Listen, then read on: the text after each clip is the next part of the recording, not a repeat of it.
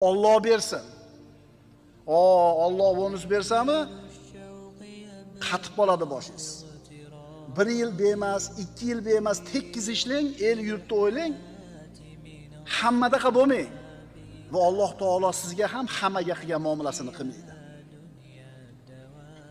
Hamma duo qiladi, baraka ber, rizqim keng bo'lsin, uyimda muammo bo'lmasin, saodatli hamma so'raydi. Lekin nimaga Alloh hammaga bermayapti? Chunki hammadaqada. O'sha hammalarning ichida g'arib bo'ling. Ular qilmagan ishni, Alloh rozi bo'ladigan ishni qiling. 1 yil kuting, 2 yil kuting. Allohning rahmati yog'ilishni boshlaganda yoqingizni ushlab qolasiz.